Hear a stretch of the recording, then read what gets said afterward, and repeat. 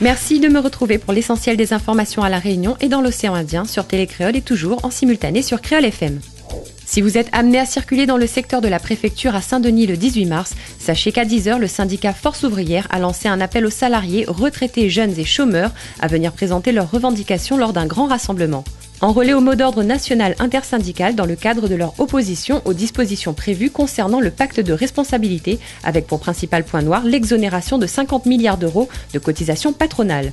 Là où le chômage continue d'augmenter, indique M. Éric Marguerite, le secrétaire général de Force ouvrière, des milliards d'euros ont été offerts au patronat.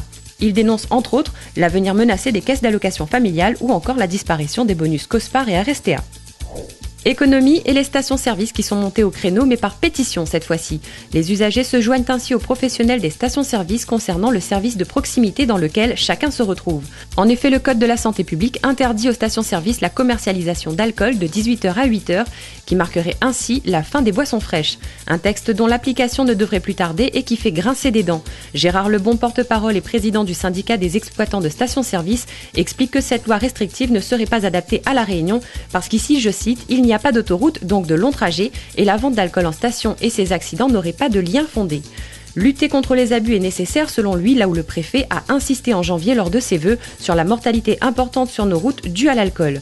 Gérard Lebon insiste sur le fait qu'une telle disposition sans concertation aboutirait à de la concurrence déloyale, les clients devant aller se fournir en supermarché et autres petites boutiques de proximité. Mais l'activité de l'entreprise et l'emploi seraient aussi en jeu, car la vente d'alcool représente près de 15 000 € par mois pour une station. Après le carburant et le tabac, c'est le troisième pilier qui se retrouverait ainsi affaibli pour les exploitants de stations-service. Une nouvelle bataille dans laquelle Gérard Lebon se dit prêt à s'engager. Et économie encore, on note qu'au mois de février 2014, l'INSEE révèle que les prix à la consommation des ménages a baissé de 1,5%. Une baisse semblerait-il due au recul des prix des produits manufacturés, soit les soldes d'été, mais aussi des transports aériens, sans quoi cet indice serait à 1%.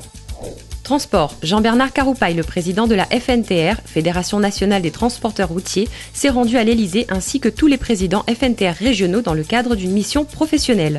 Le représentant des transporteurs de la Réunion a donc pu s'entretenir avec le conseiller transport et le conseiller social du président François Hollande. Il était question de l'application du temps réglementaire inadapté à notre département, mais demande a aussi été posée de supprimer l'agrément fiscal imposé par la loi concernant la défiscalisation partagée dans le secteur des transports.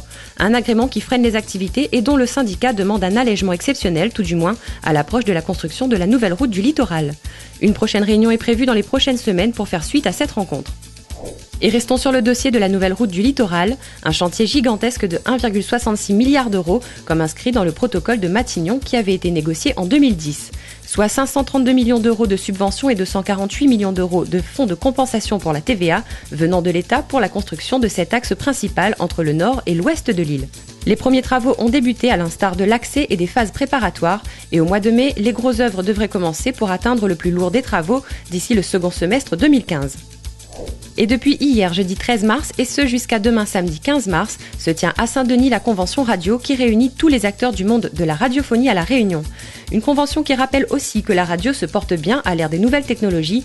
Même si le taux d'audience a baissé, il ne signifie pas que les auditeurs ne sont plus au rendez-vous, mais juste que beaucoup d'entre eux écoutent désormais la radio sur Internet, comme l'atteste le top 10 des radios du net qui est composé uniquement de radios émettant sur FM.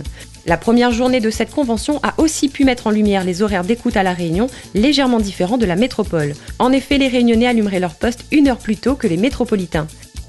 Environnement à présent et la plage des Roches Noires qui sera bientôt équipée de filets électromagnétiques contre les requins. L'État, la région et la commune de Saint-Paul lancent une phase de test du dispositif inoffensif et dissuasif, décision validée hier qui engloberait les zones de baignade et de surf. À la suite de cet essai, le coût et la faisabilité seront donc connus pour sécuriser les lieux de loisirs en bord de mer. Et dans le monde de la solidarité, les militaires du RSMA qui ont effectué mercredi dernier le tour de l'île à vélo pour récolter des dons pour l'association Vaincre la mucoviscidose et pari gagné, ils ont reçu plus de 3 000 € de dons et le bilan de la communication de cette maladie respiratoire est très positif, souligne le RSMA. Histoire et culture à présent, au domaine des Tourelles à la Plaine des Palmistes, hier jeudi, un événement unique a eu lieu. L'artiste sculpteur Nelson Boyer a fait naître une œuvre en hommage aux enfants de la Creuse et c'est le fondeur d'art Alexandre Guéry qui a coulé plus de 100 kilos de bronze dans son atelier du domaine des Tourelles et ce en présence du président de l'association Racine en l'air et du conseil général, financeur à la suite d'un appel d'offres. L'œuvre originale en terre cuite sera remplacée par sa réplique en bronze pour être un jour peut-être exposée dans la Creuse, comme l'indique le département et l'association qui sont en contact direct avec les élus métropolitains. Après cette étape de coulage du bronze, le démoulage de l'œuvre est prévu dans quelques jours. En bref, le réseau Moréfilm organise les 18 et 19 mars son festival du dessin animé 11e édition. À 3 € la séance avec plusieurs affiches, Tempête de boulettes géantes 2, L'incroyable secret, L'apprenti Père Noël et le flocon magique ou encore La Reine des Neiges, les enfants seront ravis. Et info pratique, concernant la commune de Saint-Benoît, la CISE informe par voie de communiqué qu'en raison d'un problème technique sur le poste de chloration, la qualité de l'eau est dégradée sur les secteurs Olympe et Abondance. N'oubliez donc pas les règles d'usage, faites bouillir votre eau pendant 3 minutes si vous devez la consommer. Océan Indien. Les nouvelles autorités en place à Madagascar depuis l'investiture du président Eri Rajaonary-Mampianina ont été reconnues par le FMI, renouant ainsi avec la Grande Île depuis le coup d'État de 2009. Une reconnaissance qui permettra la reprise du travail du Fonds monétaire international à Madagascar. Aujourd'hui, la population vit encore avec moins de 2 $ pour une croissance économique nulle sur 2009-2013, alors qu'avant le coup d'État, elle était de 5%. Le nouveau président élu a donc pu établir un gouvernement et plusieurs projets d'envergure sur la Grande Île et des entretiens avec les organismes internationaux auront lieu à l'ONU, à l'Union européenne et au FMI. Ce qui confirme le large soutien de la communauté internationale au gouvernement en place. À Maurice, le tourisme médical connaît une belle croissance. En effet, chaque année, ce sont plus de 21 000 voyageurs qui choisissent les soins prodigués par l'île Sœur. Les autorités locales entendent ainsi accentuer ce développement pour booster l'économie mauricienne qui attend 100 millions de roupies en recettes pour 2015 et 9% de croissance annuelle. Et les Comores qui ont été touchés mercredi soir par un séisme de magnitude 4,8 sur l'échelle de Richter, une secousse de 18 secondes vers 23 h qui a surpris les habitants du nord de l'île d'Anjouan. 2 répliques ont suivi sans heureusement faire de dégâts ou de victimes. Voilà pour les informations essentielles à La Réunion et dans l'océan Indien. Et si une actualité vous concerne, envoyez-nous vos photos et vos vidéos via votre smartphone. Je vous souhaite quant à moi une bonne suite de programmes sur Télécréole et Créole FM.